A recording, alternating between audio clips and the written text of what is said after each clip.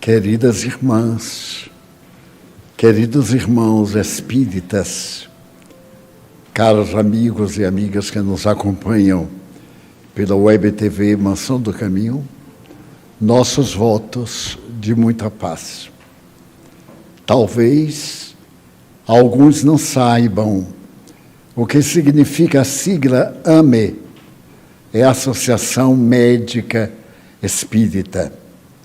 Nós temos, há mais de 30 anos, este movimento a respeito do espiritismo e, ao mesmo tempo, da ciência médica.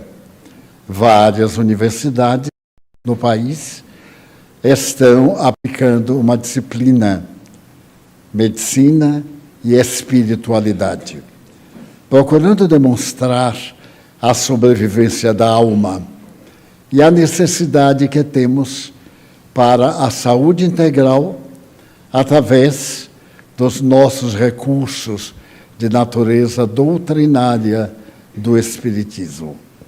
Assim, essa é uma oportunidade, porque nós teremos alguns professores psiquiatras que estarão abordando o tema a respeito dos transtornos emocionais, das obsessões, psicólogos, psicoterapeutas, em número de 10, para que tenhamos uma ideia científica daquilo que a doutrina espírita vem pregando desde 18 de abril de 1857.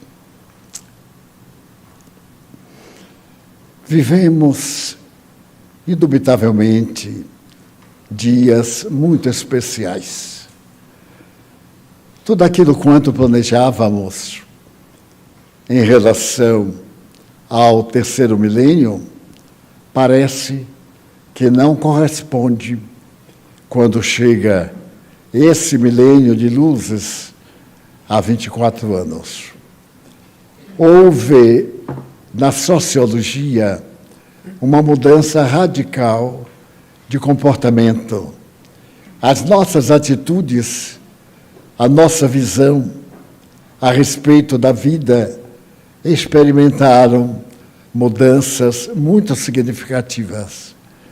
E agora, quando ainda estamos sob o látego da pandemia, que não cessou totalmente, nós experimentamos transtornos emocionais de conduta e de ideal que nos assustam.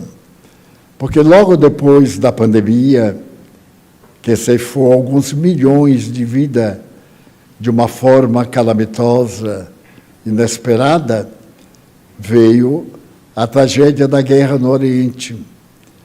E nesses 2 últimos anos, desde o primeiro momento em que houve o ataque aos judeus na Palestina, que o mundo procurou equipar-se de mais armas, as nações enfrentando-se mutuamente, ameaçando-se, negociando de qualquer forma, e o espírito ético vindo a desaparecer quase que em totalidade. Estávamos acostumados a um cristianismo de natureza débil, pois que, na primeira oportunidade, rebelaram-se as pessoas denominadas de esquerda, que adotaram comportamentos socialistas, comunistas, com a destruição do conceito de fé e, particularmente, de cristianismo, seja o cristianismo, seja o judaísmo. Na obra de Marx, apresentada como a solução para os graves problemas do século XIX, ele tem a oportunidade de apresentar, logo depois, no século XX, o seu Capital, a doutrina do capital. E essa doutrina distendeu-se de Moscou, de Londres, para o mundo, apresentando várias visões da filosofia socialista em regime político de devastação. E um dos primeiros itens de Marx é exatamente destruir a família, desintegrar a harmonia da criatura humana. Porque uma sociedade não familiar é uma sociedade insegura, que qualquer direção lhe basta, principalmente se for uma direção ditatorial, esmagadora, em que o direito de propriedade e de individualidade desaparece para o controle do Estado. E o Estado é sempre um monstro de poucas cabeças conduzindo milhões de cabeças, com resultados esplendorosos para a administração, porque nada pode existir sem uma cabeça pensante e administradora. Então, nós vimos surgir, ao lado da guerra, uma mudança de conduta em nome da liberdade, dos direitos humanos. Toda facção, todo movimento desta ou daquela natureza que antes era a minoria perseguida, passou a ser evocado como direito que a criatura humana desfruta para fazer o que lhe aprouver. E, ao mesmo tempo, mentes aturdidas e sofridas optaram pelo regime da anarquia. Porque quando nós fazemos o que queremos, tornamos-nos anárquicos. E a anarquia sempre foi responsável pelas grandes tragédias da criatura humana. Se nos lembrarmos da Primeira Guerra Mundial, o assassinato indevido de um duque na Europa trouxe para nós a tremenda Primeira Guerra Mundial, cujos crimes foram de tal ordem que a história denunciou que nunca houve crimes tão hediondos e batalhas tão cruentas quanto aquelas da Primeira Guerra Mundial. Mais tarde, graças a uma filosofia também passadista, a filosofia do nazismo, que aparece pela primeira vez em 1930, em uma cervejaria de Munique, sob a presidência de um jovem atormentado, Adolf Hitler, e mais 4 companheiros, a humanidade padece um horror dantes jamais pensado. O nazismo seleciona, através da sua filosofia, a raça poderosa, a raça forte e, portanto, a sociedade melhor, em detrimento daquela considerada uma sociedade inferior. Razões políticas ancestrais geraram a perseguição Gulag, a perseguição na Rússia, quando fora constituída, depois da Segunda Guerra Mundial, o Estado soviético. Todas as nações que se submeteram ao tacão do comunismo em Moscou. E nós vimos aí a tragédia lenta, depois que o mundo foi dividido em Berlim, com os seus 3 estados, o decadente muro de Berlim, e depois o Natal da Liberdade, quando o primeiro-ministro da Rússia determinou que o muro deveria ser derrubado. As nações que estavam sob o talante da Rússia, de Moscou, foram independendo-se, e algumas delas estão numa tentativa de repetição na guerra atual, porque era uma nação que se tornou muito poderosa na construção de armas químicas e armas de natureza atômica. E logo depois, as circunstâncias políticas geraram dificuldades de relacionamento e estamos nesta guerra dolorosa, cujo fim parece está sendo discutido nos próximos dias. Então, nós entramos em uma sociedade diferente daquilo a que os adultos estávamos acostumados. Leis, ordem, disciplina, respeito, sentimento de amor, cederam lugar a uma juventude desataviada, sem apoio dos indivíduos adultos. E essa juventude passou a direcionar o pensamento, apoiando-se nas filosofias da destruição, no comunismo, no esquerdismo e naquelas consequências denominadas do prazer. A velha filosofia, que apresentava uma psicologia de natureza edificante, cedeu lugar a uma psicologia hedonista. Vivemos para gozar. A vida vale por aquilo que nós desfrutamos. E como decorrência vieram as problemáticas psicológicas, porque somos indivíduos diferentes, nada nos tornará iguais, não existe nada igual a outra espécime, a partir das impressões digitais até os filamentos das folhas de todas as plantas do mundo. Não existem duas folhas absolutamente iguais. A identidade, a utilidade de cada ser, vegetal, humano, animal, caracteriza hoje o período anárquico. Cada qual faz o que quer, mas sem a responsabilidade de sofrer as consequências do que faz. Na química, na física, nós vemos que todo efeito provém de uma causa. Não existe um efeito que não seja de uma causa. E se este efeito é inteligente, a causa geradora é inteligente, para o bem ou para o mal.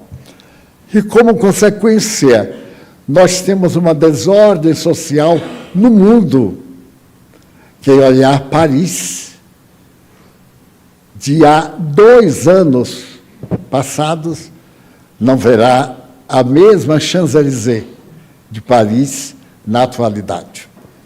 Os chamados desabrigados, as barracas pelas ruas de Paris, pelas ruas de Londres em menor quantidade, em maior quantidade na América do Norte.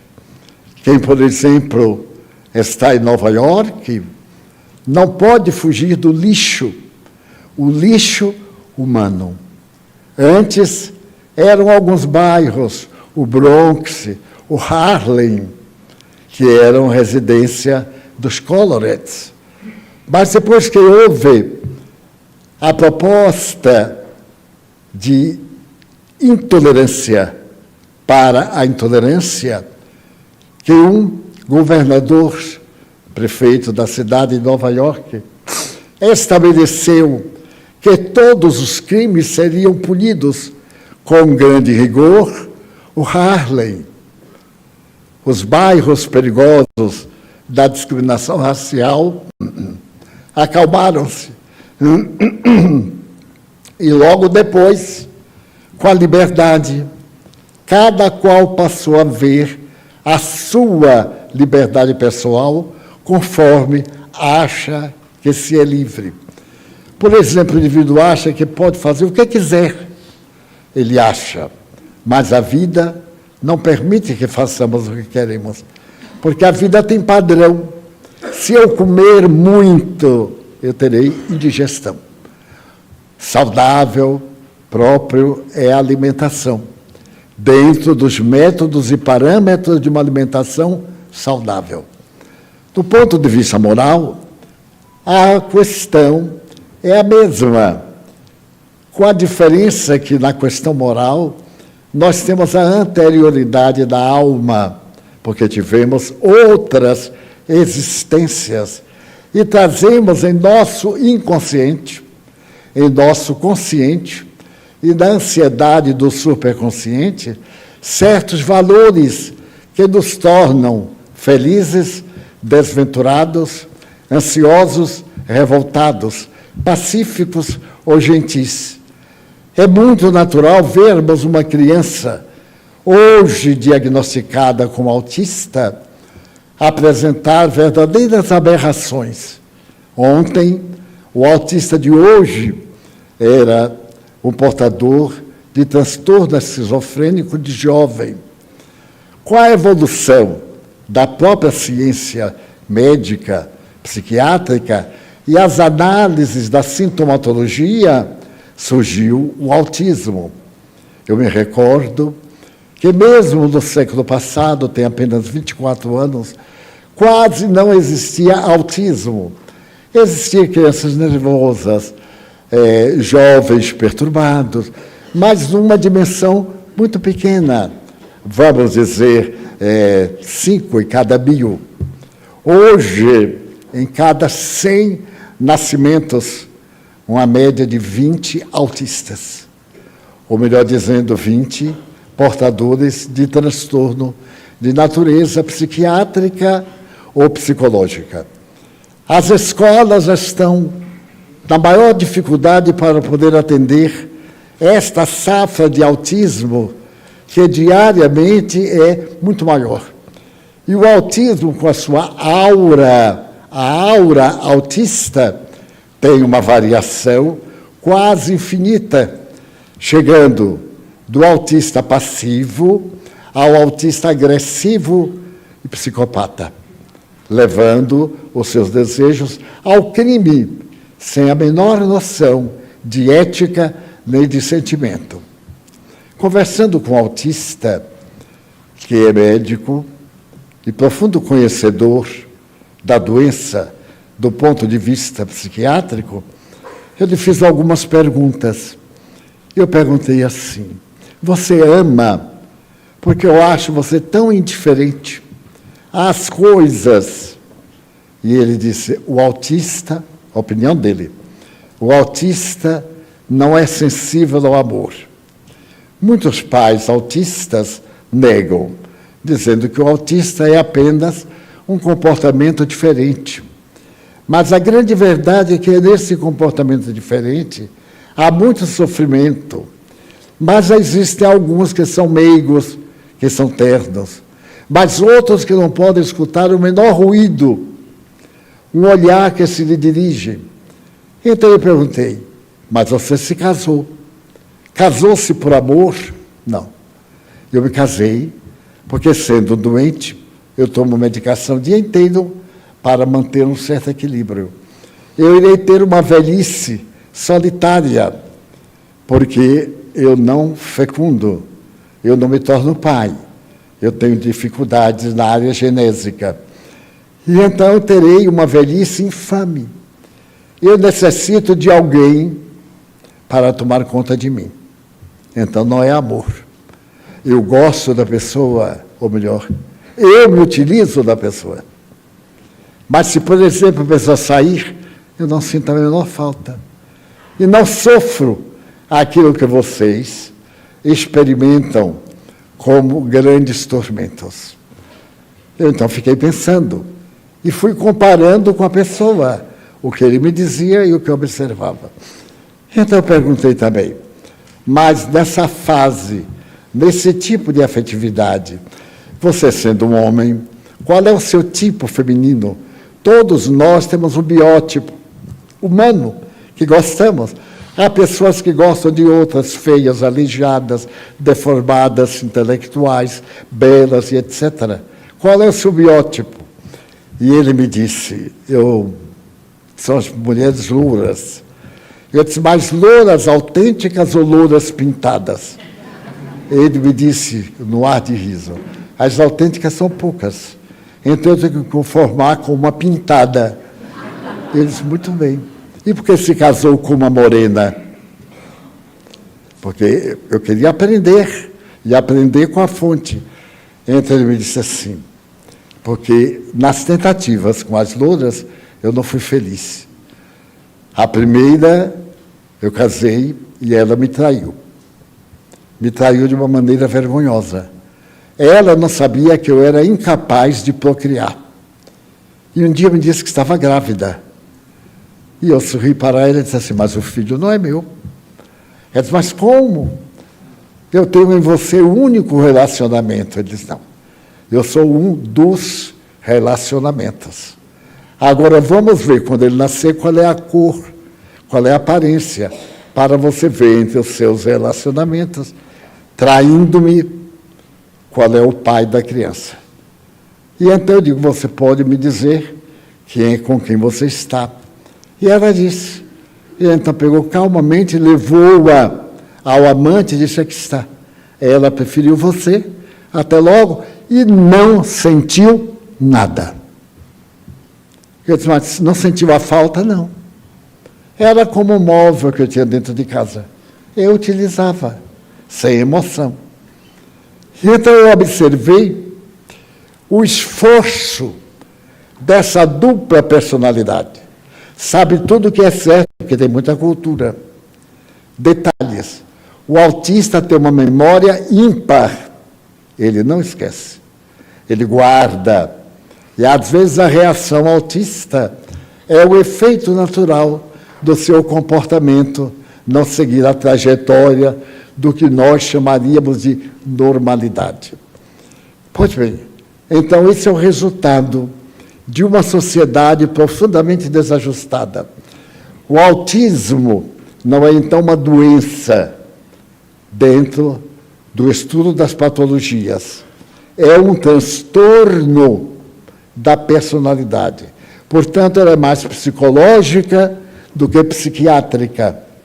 Ela tem mais uma sintomatologia de hábitos, porque o indivíduo pode controlar, pode fingir, mas interiormente é profundamente infeliz, porque é árida. Por mais que queira querer bem, ninguém lhe faz falta, porque ninguém lhe é essencial. Essencial é o ego. Eu padeço de autismo e tenho que fazer de conta que não, porque só agora a sociedade se está dando conta. Porque antes, repitamos, o autismo era uma esquizofrenia. Era chamada pelos gregos a esquizofrenia dos jovens. Este relato para mostrar nossas ansiedades. Nos últimos 20 anos, o maior índice psicológico de transtorno é a ansiedade.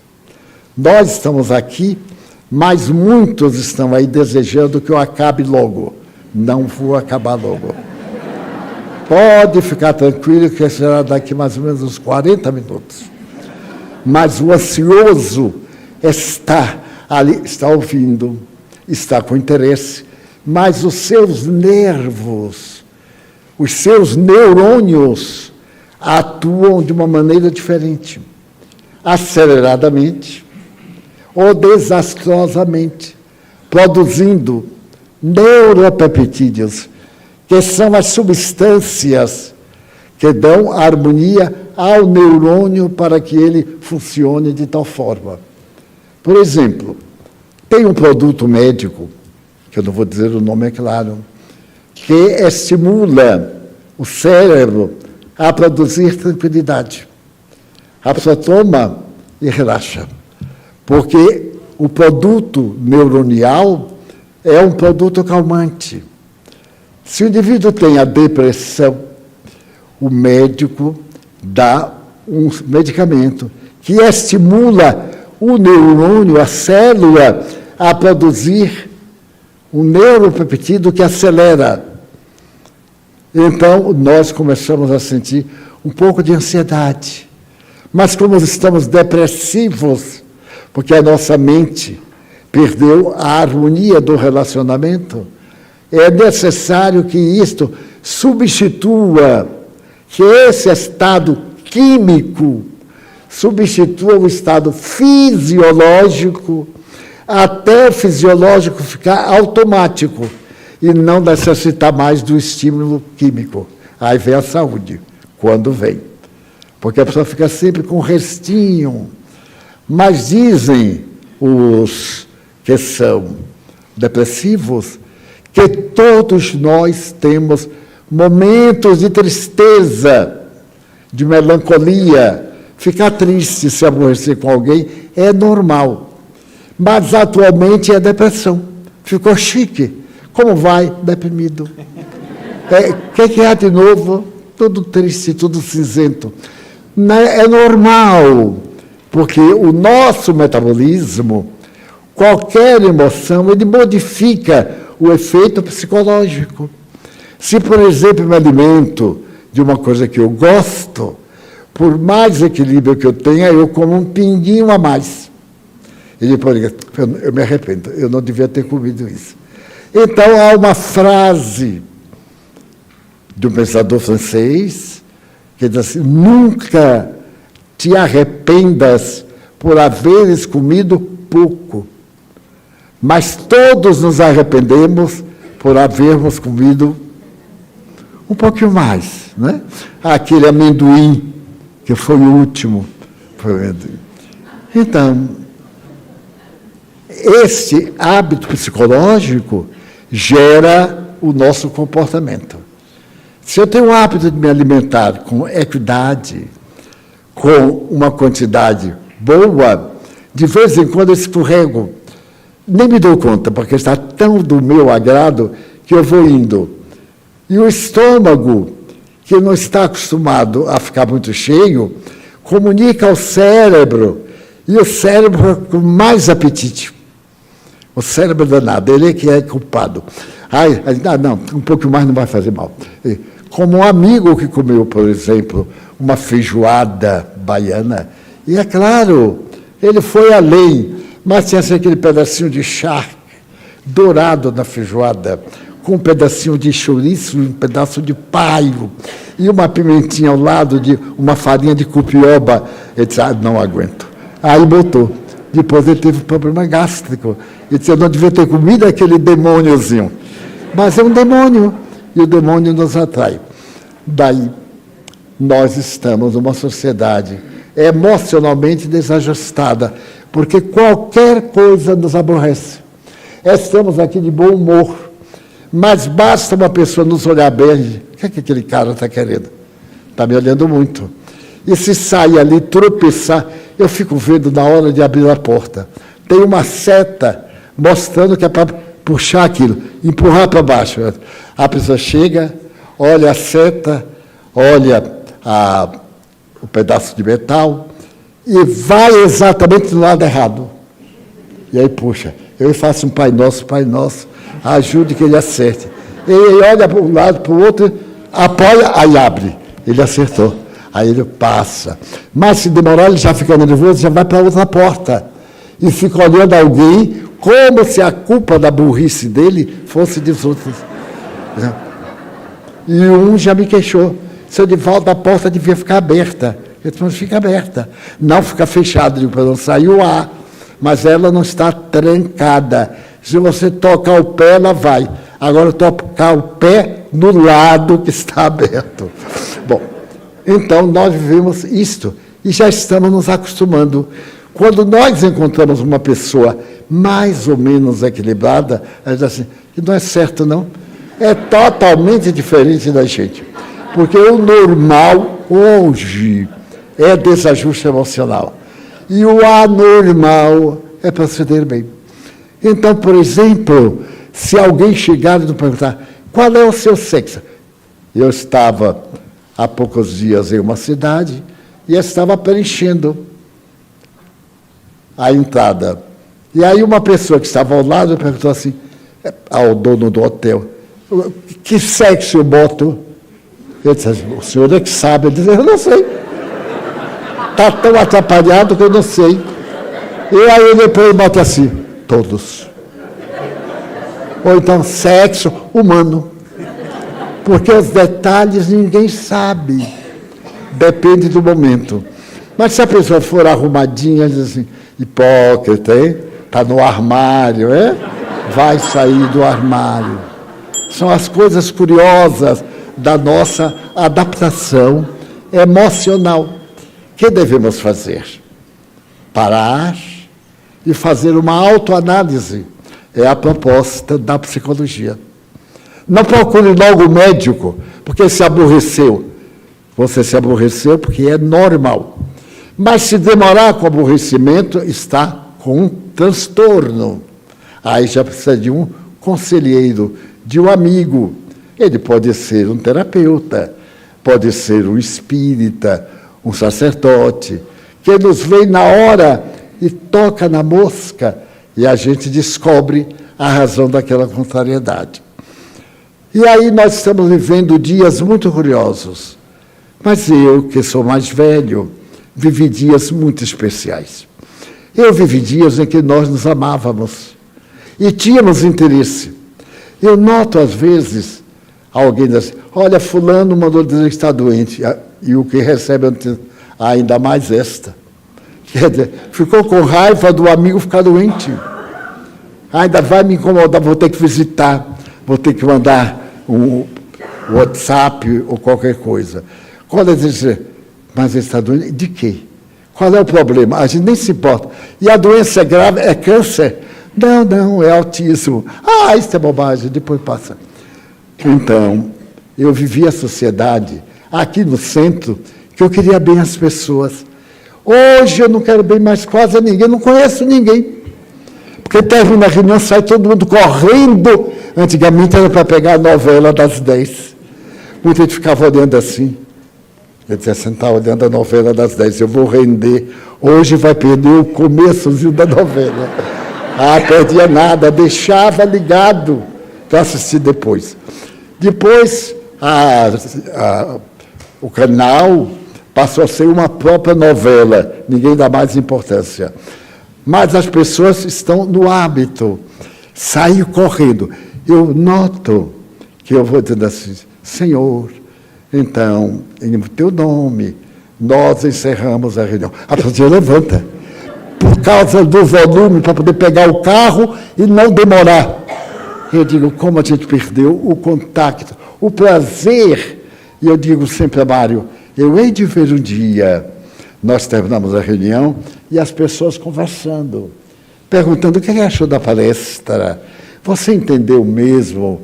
Quando falou de motos verticosos, você sabe o que é? É uma doutrina apresentada por Pietro Baldi. Quando nós falamos a respeito da transcendência da fenomenologia, do alquimismo, será que a pessoa sabe o que é? Não sabendo, fica sem saber e diz assim, a palestra hoje foi ótima. Ótima, medíocre, e hoje eu não gostei. Mas não é para gostar, é para aprender aquilo que nos é desagradável, não é? Então, quando eu era garoto, ia falar qualquer coisa à mesa, minha mãe dizia, menino não conversa com a boca cheia. Hoje a gente conversa com a boca cheia, ao mesmo tempo que atende o telefone e ao mesmo tempo que faz uma carta, tudo, e dá tempo. É curioso. Eu fui convidado para um almoço e normalmente eu recuso, normalmente. Mas era uma situação muito delicada, havia muita gentileza e eu resolvi variar a cozinha da mansão por uma cozinha diferente. Digo, deixa eu ver o que é que passa lá no mundo. E fui. Fui e alegre, com fome. Nunca mais eu cometo esse crime. 11 horas eu faço um almoçozinho, uma breve. Porque depois todo mundo está de dieta. Já viu? É dieta, é indiano, é isso, é aquilo. Divaldo, o que se come? Tudo. Até tábua frita. Não tem como. Porque nós aqui somos vegano. Vê o quê? Gano. Olha como eu estou bem. Está com tuberculose. Está ótimo. Então, é moda, tudo é moda, né? E eu fui. E quando eu cheguei pela arrumação da mesa, eu calculei que ia ser um vergano ou uma vergonha. Eu não podia distinguir exatamente. Mas chegou a hora, eu sentei, e eu adoro carne bovina, carne de gente, tudo. E então, a pessoa perguntou assim, o que você prefere começar por onde? Eu disse, por qualquer coisa. Porque tudo que tinha ali eu não sabia o que era. Tinha não sei o quê, tinha isso da Índia, tinha aquilo do Paquistão. Eu detesto as guerras do Paquistão, da Índia. Eu digo, se eu comer isso, eu vou ter um distúrbio gástrico. Olha, faço assim, vamos começar por tal coisa. É um pouquinho amargo, você se importa? Eu digo, de jeito nenhum. Olha, quem aguenta maxixe, quiabo e não sei o quê, aguenta tudo. E lá em casa eram os legumes, de preferência, maxixe, aquelas outras coisas. Muito bem. E eles começaram uma volúpia. Eu tinha a impressão que devia estar no Copacabana Palace, com Madonna, né? Escolhendo o inimaginável. E então eu toquei no tal do amarguinho. O que é que você achou? Eu digo, interessante, né? O que é que eu ia achar? Amargo. Mas não ia dizer amargo. Bem, e aí tinha um tipo de borrachinha que parece carne, mas não é carne. Mas é primo da carne, porque tem o gosto da carne, mas não é carne. Vamos botar isso aqui. Aí deu o nome japonês. Aí eu olhei e disse assim, eu te conheço. Eu já tinha comido aquilo na casa de um japonês. É o tipo de borracha. Você mastiga, mastiga, e ela vai aumentando na boca. Então dá a sensação que o estômago está satisfeito. Muito bem. Fomos. Por fim, houve um silêncio. Eu digo, nossa, que gente educada. Todo mundo estava com o telefone. Uma garfada. Eu era o único bem educado. É porque eu não tinha telefone na época. E fiquei com a pena. Daí por diante, quando me chamam para qualquer lugar, a primeira coisa que eu pego é telefone. Para a pessoa saber que eu também tenho. Eu não sei ligar, mas que eu tenho, tenho. Então mudou a sociedade. Aí eu virei-me para a pessoa e disse assim, olha, já que nós estamos conversando nada, calado por calado, eu vou embora. Até logo eu vou, porque eu fico na minha sala, fico trabalhando, fico falando com os espíritos, me distraio. E então nós perdemos o contato da amizade. Se a gente está doente, a pessoa fala assim, até que seu aspecto está bom, que é para não dar trabalho. Algum doente precisa de um acompanhante. Será que entre irmãos nós não poderíamos passar uma noite tomando conta de doente? Nem na outra encarnação. Deixa para lá. Deus ajuda. Faça uma prece. Pode fazer 500 preces. Se não vier ninguém, o hospital tira a pessoa, porque precisa de uma companhia. Especialmente se for um paciente já com certa idade. E eu, como tenho certa idade, e os meus amigos têm certa idade, quando eu adoeço é um problema para achar alguém de certa menos idade. Então eu perguntei, no hospital que eu estive, eu estava com uma pessoa de 80 anos, quase que era mais velha do que eu. Aí eu perguntei, e o diretor, que é muito meu, disse assim, não, eu finjo que não notei, deixa para lá. Ele está lhe acompanhando, eu digo, dorme, que é uma beleza. Ronca, que eu não consigo dormir. Então é bom, porque no dia seguinte a gente amanhece pálido. E aí o médico dá remédio. Mas então nós mudamos. Este breve e largo introito para lhes contar uma história. Naquele tempo que a gente se amava, que os frequentadores do centro falavam com a gente. Tem pessoas que frequentam aqui já há uns 5 anos. Só faz rir para mim. Eu não sei o nome. Frequenta, mas não frequenta. Então, se mais tarde eu tiver para morrer, eu nem posso chamar a pessoa. A pessoa está defendida, porque eu não sei o nome. E também deixa de frequentar, desaparece, eu também não sei porquê. Mais tarde, diz que a pessoa saturou. Quando voltar a ter necessidade, volta. É curioso. Mas então, eu quero dizer assim, falem comigo. Olá, Divaldo. Eu sou fulano. Se for um nome muito complicado assim, eu sou Antônio. Pronto. Vamos estreitar os laços. Somos uma família. Esse negócio de correndo para casa é perigoso, viu? Porque os que saem primeiro tropeçam e caem. É uma superstição. Então a gente vai no 10º lugar, porque o que tinha de quebrar já quebrou quando a gente passar. Pois bem, naquele tempo, as pessoas batiam lá na porta, em casa, para pedir passe, para pedir ajuda, me contavam suas dores e diziam assim: o que é que o Espiritismo pode fazer por mim? E eu dizia, eu adorava dar passe, adorava. Eu já dava com as mãos assim. Olá, Divaldo. Eu dava passe. Mas agora eu acho que nem acerto mais, porque eu tenho que ficar programando, mas bem. E frequentava aqui o centro uma senhora preta, e eu acho horrível chamar preto, mas esse é o nome, né? Eu chamo negro, porque é tão bonitinho. A negrinha, os negrinhos, os meus filhos negrinhos, agora eu chamo pretinho. Cada lasca de homem, vem cá, pretinho. Mas é a moda, ou é a gramática, ou então vai dar queixa na polícia e a gente vai preso porque errou. O cara não é nem branco, nem roxo, nem nada, ele é preto. Porque não existe a cor negra. A cor negra é a ausência de cor. Então é preto, porque preto é cor.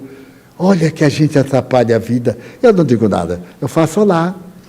Bem, e frequentava uma senhora daqui do bairro do Uruguai.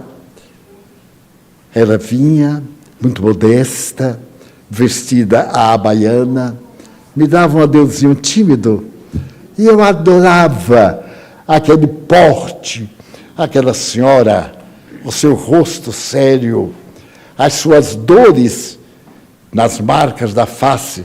Ela ficava meio distante, mas eu tenho uma vista muito boa. E certo dia, nós estávamos dando passes e eu vi uma luz, um spotlight, que descia do alto sobre aquela mulher. Eu fiquei encantado, porque ela era de um nível espiritual elevado. Era a pessoa mais brilhante da sala. E eu, então, pedi a uma pessoa para dizer a ela que não saísse sem falar comigo. Ela veio, eu disse: olha, a partir de hoje, chegue mais cedo, que eu vou lhe ensinar a dar passes. Vou lhe ensinar a técnica, o porquê nós estendemos as mãos. E dei um livro para ela. Mas quando eu dei o livro, ela disse: Divaldo, não adianta me dar um livro que eu não sei ler. Eu digo: então você vai ouvir, eu vou lhe explico tudo. E fiquei íntimo, porque ela se aproximava, principalmente quem tinha câncer, aplicava o passe, eu via a luz sair e tomar o órgão. E os resultados excelentes, a pessoa fazendo químio, porque nós, espíritas, também devemos fazer atendimento médico. Os espíritos não são contra a medicina, são a favor. E inspiram. Foi passando o tempo. Mas ela nunca me havia contado a sua história. Eu sabia que morava no bairro do Uruguai, era um bairro que se inundava facilmente, e que ela vendia acarajé, no elevador Lacerda. Mas eu tinha uma ternura por essa senhora, muito especial. Quando ela entrava, sentava, me dava adeus, porque dizia assim, ria, sorria. Nós somos felizes. Aí eu ria para ela ria, eu balançava a cabeça. Namorávamos. Certa madrugada, alguém bateu na porta de nossa casa. Eu morava no Caminho de Areia. E eu fui atender. Era um menino, um rapazinho, que tinha vindo lá do Uruguai, que ela me mandou chamar. Eram 2h da manhã.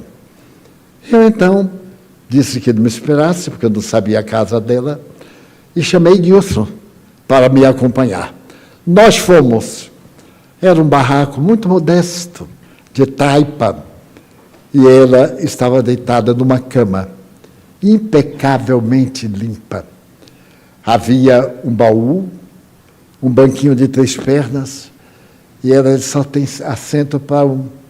Deus ficou de pé, eu me sentei, e ela disse assim, o católico, quando está para morrer, se confessa. O espírita, não. Ele se confessa com Deus. Mas eu quero contar umas coisas ao meu irmão, porque quero lhe fazer um pedido. Eu sei que estou morrendo. Ela estava tuberculosa, de maus tratos da vida.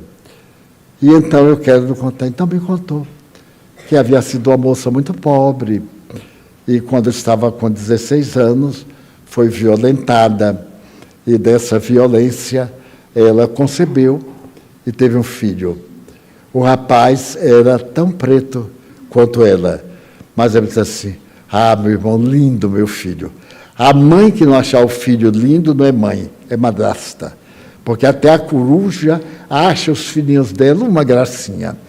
Pois bem, e então ela me disse, lutei, botei na escola, e naquele tempo eu vendia verdura, legumes, com um tabuleiro aqui no bairro. Mas não dava para sustentar tudo e pagar a escola, porque não tinha escola no bairro.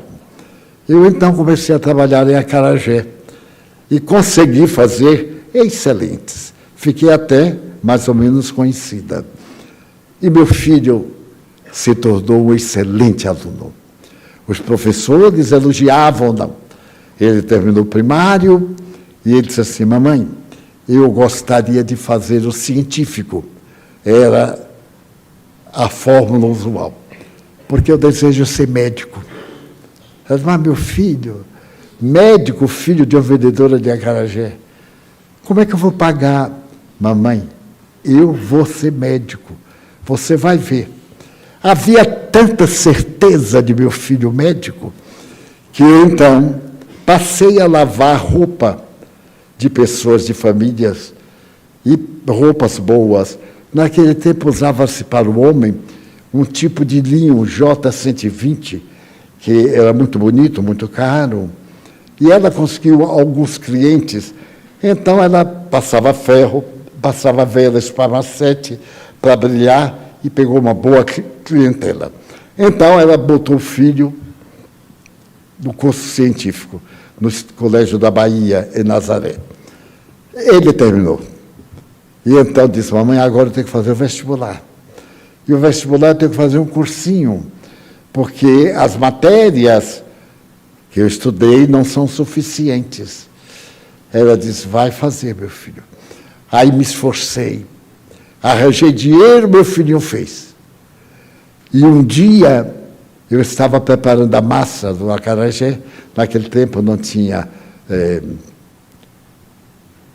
os batedores, era feito com um garfo para bater o feijão, que estava inchado e descascado, um grão por grão. Era um trabalho. Então, não tendo liquidificador, tinha que fazer com garfo. Quando meu filho chegou, pálido, eu aí imaginei ele bem pretinho, pálido. Então, ele estava cinzento. Ele apareceu e disse assim: mamãe, eu passei. Eu perguntei: para onde, meu filho? Passei na escola. Eu agora sou primeiro-anista de medicina. A faculdade de medicina ficava ali no terreiro. Eu não entendi direito, mas achava que pelo fato dele ser um preto, ser pobre, que ele não tinha passado, porque todo mundo dizia que era quase impossível. Eu aí fui à escola no dia seguinte, pedi à moça, digo: minha filha, já tem o resultado do exame? Já, sim, senhora. Está ali na relação. Ah, se eu lhe der um nome, você olha para mim? A moça, muito gentilmente, disse: olha, sim, senhora. Dei o nome. Meu filho tinha passado em 9º lugar. E a moça disse: seu filho está sendo muito inteligente, porque o vestibular teve quase 2.000 candidatos para 200 vagas. E ele passou em 9º lugar. Como é seu filho? Ele disse: quer dizer, eu sou madrinha de toalha, porque na tradição católica tinha madrinha de toalha. Depois da criança receber a água baptismal, era colocada nos braços da madrinha, que substituía os pais quando morresse. Até o ato litúrgico tinha um significado. Se morrem meus pais, meus padrinhos passam a ser meus pais. Naquela época. Hoje não, nem tem padrinho. Dessa forma, eu fiquei felicíssima. E aí fui trabalhar. Aumentei a produção do acarajé. E ele se tornou um excelente aluno, porque eu vestia para ele roupa branca. E ele tinha o apelido Mosca no Leite, porque bem pretinho naquela roupa branca, logo os colegas faziam bullying, mosca no leite, e eu achava lindo, porque era uma mosca e tanto. O rosto de meu filho, o cabelo, como era o cabelo? Passava glostora. Aquilo, quando puxava assim, o cabelo ia até os pés, ali arrumando muito bem. E foi passando o tempo. E certo dia, com 2 anos, ele na faculdade, eu estava vendendo acarajé, quando chegou um senhor e disse: olha, seu acarajé é um dos melhores da Bahia. Eu sou professor da faculdade de medicina e desço o elevador para comprar na sua mão. Eu sou professor da faculdade. É um grande êxito de você. Quando ele falou que era professor da faculdade, ele disse assim: ai, doutor, de qual faculdade? Aquela que tem ali no terreiro de Jesus? É, sim, senhora. Eu sou professor de tal doutrina. Ela disse: o senhor, por certo, já ouviu falar em mosca no leite? Já, claro. Ele é meu aluno. Aliás, é um preto inteligente. Eu digo: e agora? Doutor, o senhor disse que meu acarajé é bom. Eu vou lhe fazer um pedido. E vou lhe pagar em acarajé. O senhor agora vai descer, o elevador Lacerda era 20 centavos. E eu lhe dou o acarajé. O senhor não tem mais gasto nenhum. Nem o acarajé, o elevador fica mais fácil. Então, ele perguntou: mas o que é? O senhor tem consultório? Eu tenho. Leve meu filho para aprender com o senhor.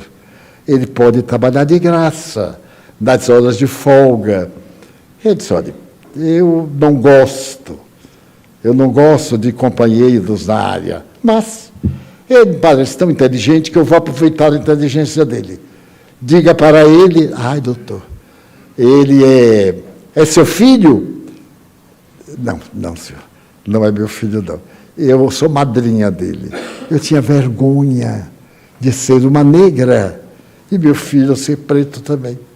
Então, eu sou madrinha, mas você sabe que os padrinhos também têm interesse. E o médico disse: mas olha, muito bom, eu cuidarei de seu filho. Fale com ele. Ô, doutor, se o senhor convidar, fica melhor. Então, eu convidarei. E, a partir daí, meu filho tinha as aulas e tinha um consultório na Rua Chile. Ele ficava lá para ajudar o doutor, para auxiliar na análise de qualquer coisa. E ficamos íntimos, o doutor e eu. Passaram os anos e eu imaginava a formatura de meu filho. O senhor imagine, 5 anos, chegou a época da formatura. Eu então comprei ali, na Misericórdia, havia joalheria, eu comprei um anel. Naquele tempo, quem se formava e não tinha anel, não estava formado. Até eu tive anel de datilografia. E de médico era verde, era uma esmeralda. Eu comprei a esmeralda da prestação e guardei para essa surpresa de meu filho. Comprei 1 ano antes e guardei numa gaveta. E foi passando, foi chegando, e ele me disse: mamãe, eu esse ano tive que dormir lá na casa do professor, porque tínhamos teses para fazer. Falavam as coisas, irmão, eu não sabia o que era, mas era coisa boa, porque ele ficava lá. Passou a dormir lá também, só vendo uma beleza, e o professor adorava ele. E aí vai chegando o mês de dezembro, as formaturas eram em dezembro. Vai chegando o mês de dezembro. Eu então disse: eu tenho que me preparar. Eu comprei um vestido de seda lamé. É aquela seda brilhante, vermelho, porque fica muito bonito da pessoa negra. Então, mandei fazer aquele vestido vermelho, um cinto mais vermelho e uma flor vermelha aqui. Então, me preparei. O vestido veio meses antes e agora chegou o momento do sapato. O pé, não é acostumado a tamanco. Mas como é que eu ia atravessar a sala de tamanco? Eu aí tinha que comprar um sapato. E a vendedora, na baixa do sapateiro, disse assim: tem que ser sapato alto, minha senhora, porque o seu vestido vermelho é vestido de gala. Eu não sabia que tinha vestido de gala, eu não sabia. Eu digo: muito bem. Eu fui ouvindo. E ela, comovida até as lágrimas. Então eu comprei 2 pares de sapato. Um usando no dia a dia para acostumar, porque eu nunca tinha calçado sapato alto. E o outro para no dia eu desfilar. E eu me imaginava atravessando aquele salão e ver meu filho colocar o dedo e receber o anel. Várias vezes eu fui olhar o salão, arranjei onde ficar, me preparei. 3 dias antes, contratei um carro para ir nos pegar lá do Uruguai. Aí a voz dela faltou. Ela fez muito esforço e disse, eu estava espichando o cabelo da frente de um pedaço de espelho no quarto.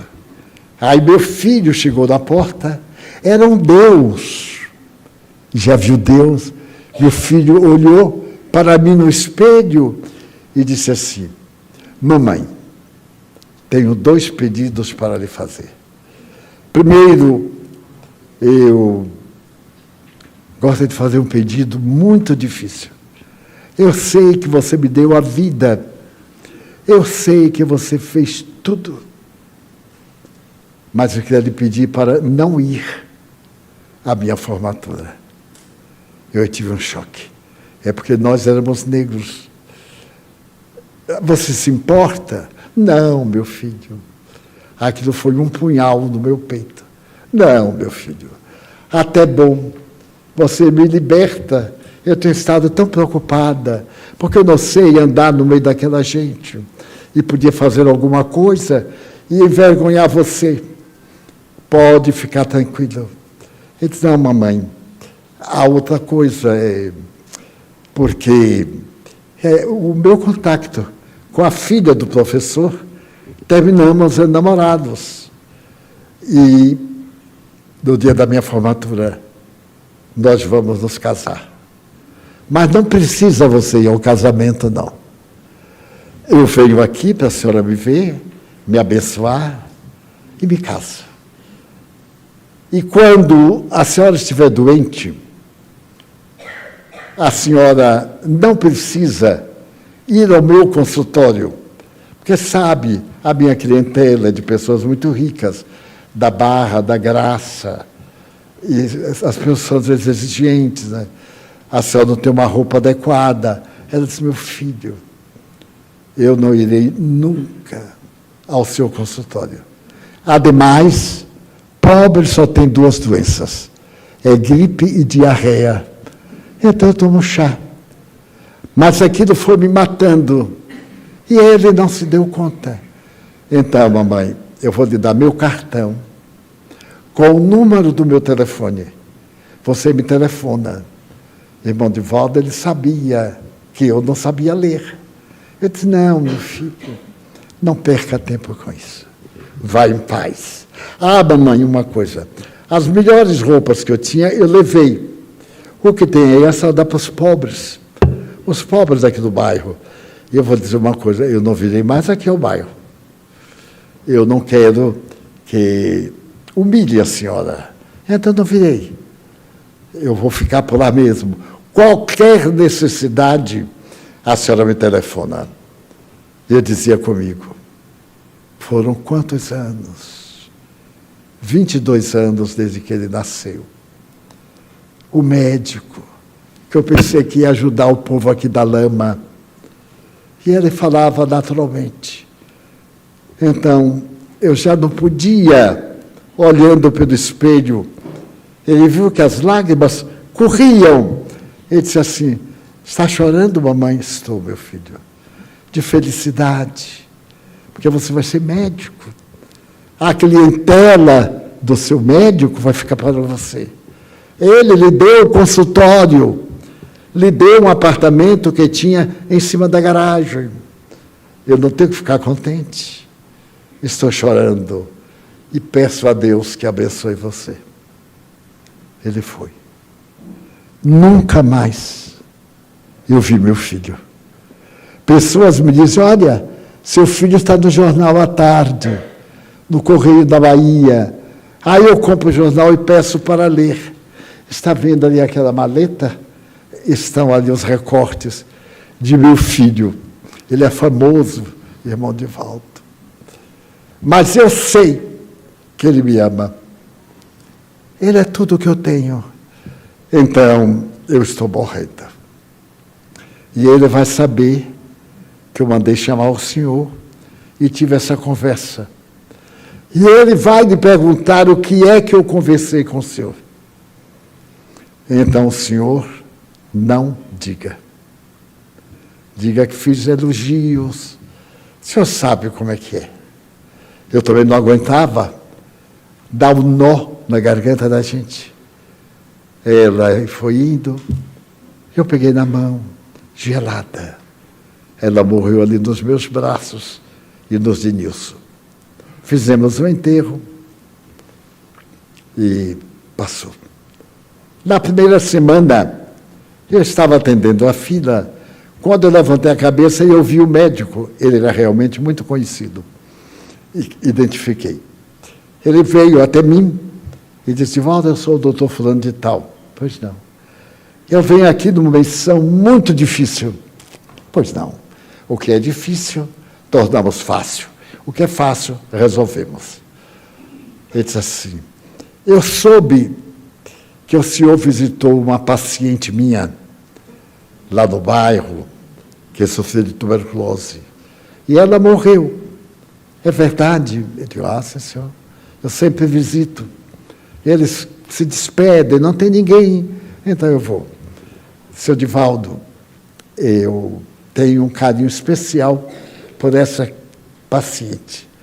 Além disso, ela lavava a roupa da família.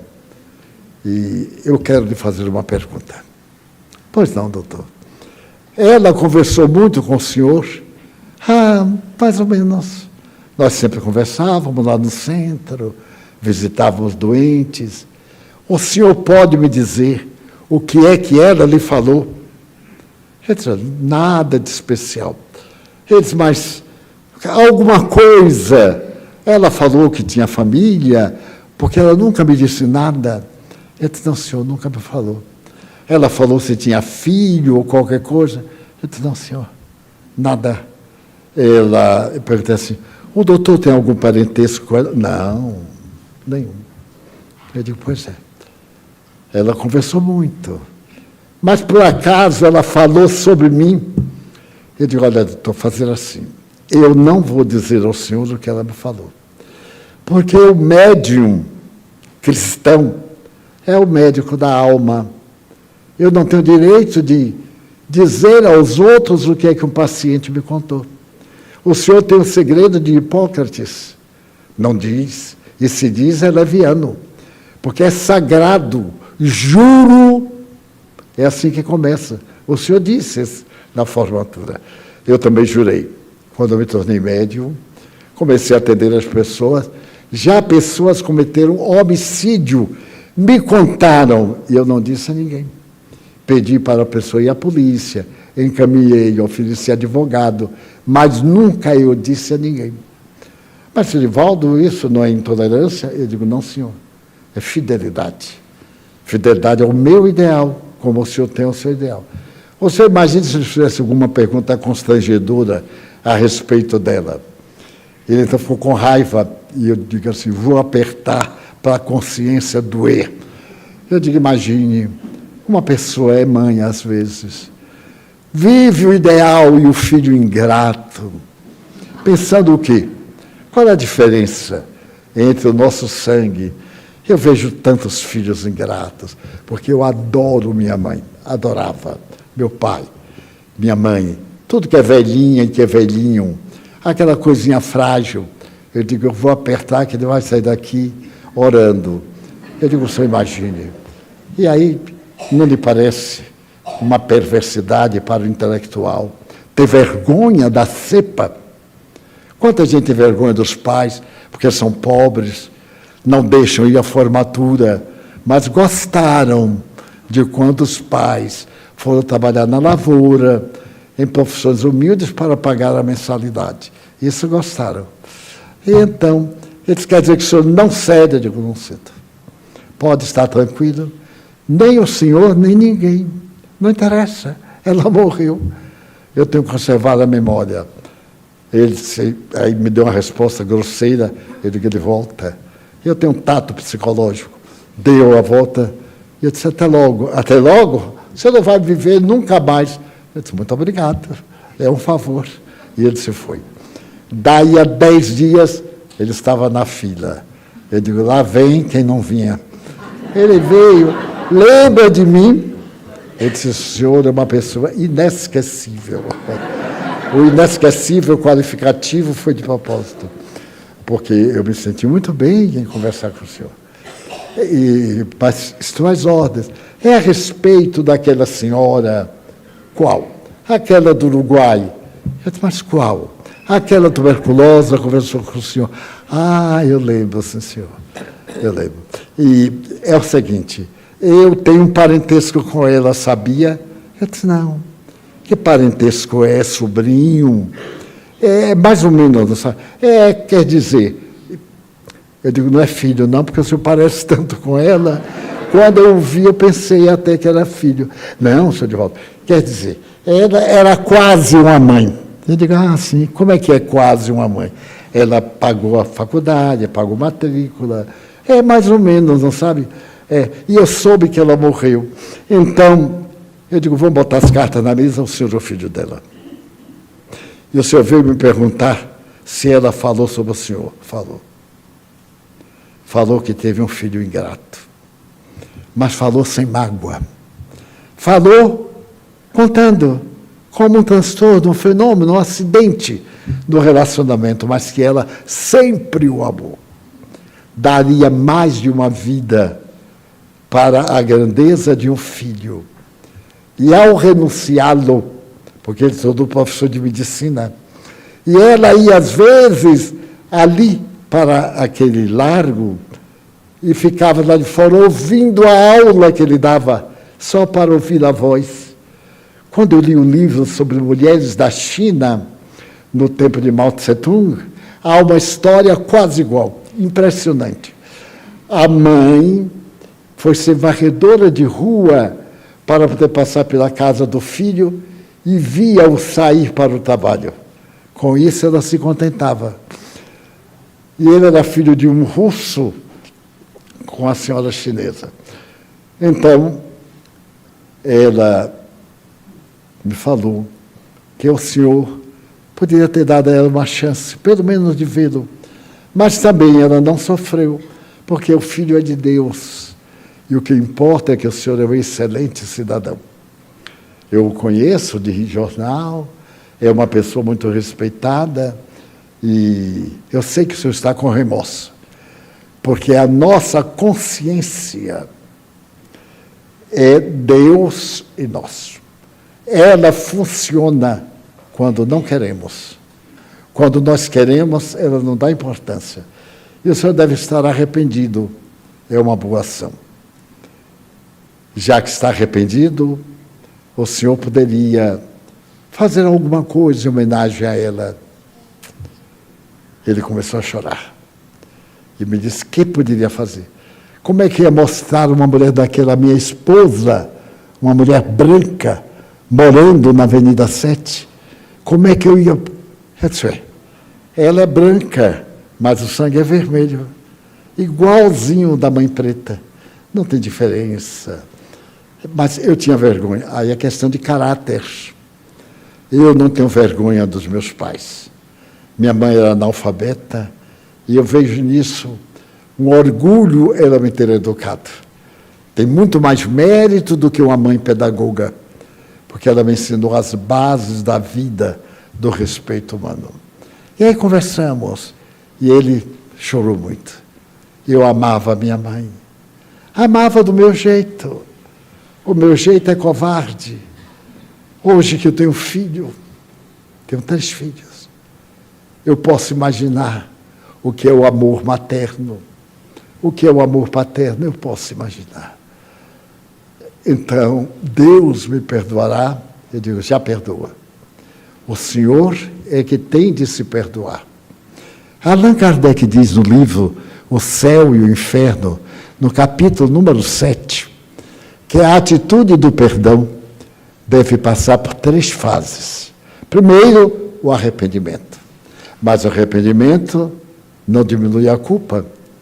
Depois, a aflição. A aflição não basta. Eu fico aflito e daí? A terceira, reparação. Reparar o mal que fez. Ela já morreu. Mas o Senhor pode cultivar a memória dela. Ela é espírito, está viva. Nós estamos aqui pertinho do Uruguai, porque o centro era na Cidade Baixa. Podemos ir lá na casa dela e fazer lá um núcleo de atendimento para os necessitados. E botar uma tabuletinha na porta. Clínica fulana de tal, o nome dela. Ele então parou e disse, eu poderia dedicar uma manhã, pelo menos, eu digo 1 minuto, em memória dela. Mas enquanto eu estava falando com ela, enquanto eu falava com ele, ela me apareceu, de estender os braços. Era um espírito de luz dourada. Ela estendeu os braços, acercou-se e falou suavemente, meu filho, meu adorado filho, eu sabia que você é bom. E ficou alisando ele, com carinho, e ele dizia assim, como é que eu faço? Eu digo, nós montamos a saletinha, colocamos umas cadeiras, uma mesa, umas fichas, eu arranjo uma pessoa para lhe ajudar na condição de enfermagem. E ele, então, passou a vir terças e quintas à clínica. Eu botei o nome clínica, porque eu achei tão bonito. Posto médico, eu achei muito pobre. Clínica Dona Fulana de Tal. E ele atendeu. Ele já desencarnou. E ao desencarnar, o primeiro espírito que lhe apareceu foi sua mãe. Ela o recebeu muito bem. E esta semana, depois que eu voltei da Colômbia, na quinta-feira, eu estava deitado, sentindo muito cansaço da viagem, quando ela me apareceu com ele. E ele então me disse, fale aos nossos irmãos que o dever do filho para com os pais é de excelência, especialmente para com as mães, que normalmente sofrem mais, a sensibilidade, a convivência. E então, fale sobre mim. E esses 2 dias, eu fiquei com ela na minha mente e com ele. Ele redimido, porque não era mal. São conflitos que nós temos, que às vezes parece que somos maus, mas estamos apenas aflitos. Quanta resposta grosseira nós damos à esposa, ao marido, ao filho, ao pai, a quem quer que seja, e damos por dar. Porque, no fundo, quando passa, a gente... Que bobagem que eu fiz. Então, o Espiritismo é a doutrina do amor universal. Ao terminar esta nossa reflexão, gostaria de deixar na alma dos queridos ouvintes a ideia de que tudo na vida é substituível, menos o amor de pais. E se eles não sabem amar, continuam pais. E a eles devemos nossa vida. Por piores que sejam, devemos a nossa vida. Então lancemos um pensamento de ternura, e se estiverem reencarnados, se algum de nós estiver de mal, porque ele não quis que casasse com este homem, nem com aquela mulher, façamos um telefonemazinho, e digamos assim, ei velho, hoje eu descobri que tem um pai, eu estava meio esquecido, ou que tem uma mãe, uma hora dessa nós vamos nos ver, e agradeça a Deus a bênção de alguém que se ofereceu ao mundo espiritual para nos receber e nos tornar, quanto possível, pessoa feliz no planeta terrestre. Vamos orar. Ó Senhor de nossas almas, nós te pedimos pelos companheiros de mediunidade que irão aplicar passes, aplicar energias saudáveis sobre nós. Abençoa-os, mas abençoa-nos também. Dá-nos a tua bênção de paz, fazendo que nossa família experimente harmonia, júbilo, por pertencermos ao mesmo clã. Nós te pedimos pelas pessoas portadoras de enfermidades irreversíveis. Rogamos por Ana Spranger e todos aqueles que nos pedem para os incluirmos em nossas preces. Nossa querida Marta, esse anjo do trabalho, nas mãos da enfermidade cruel. Abençoa aqueles que perderam o endereço de Deus, confundiram-se e jornadeiam às tontas, sem um rumo para seguir.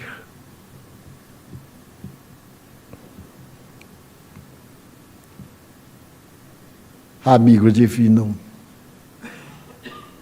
nós te pedimos pelos suicidas, nossos irmãos da agonia, pelos obsessores que nos perseguem.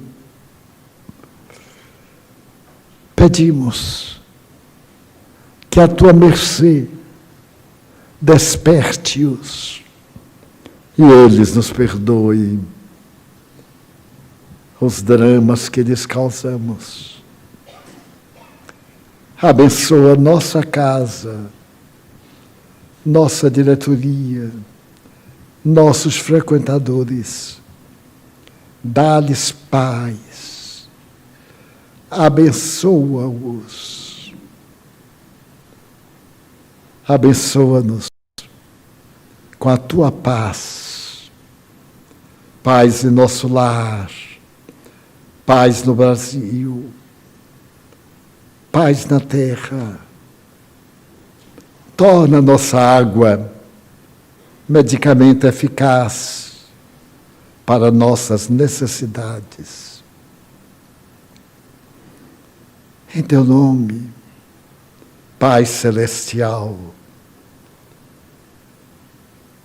Mãe de Jesus, Jesus amigo e anjos guardiães, por nos acompanharem. Em nome de vós todos, encerramos a nossa reunião com votos de paz para todos. Sabeis os mandamentos: não cometereis adultério, não matareis, não roubareis, não prestareis falso testemunho, não fareis agravo a ninguém, honrai a vosso pai e a vossa mãe. São Marcos 10:19. São Lucas 18:20. São Mateus 19:18 e 19. O Evangelho segundo o Espiritismo, capítulo 14. Honrai a vosso pai e a vossa mãe.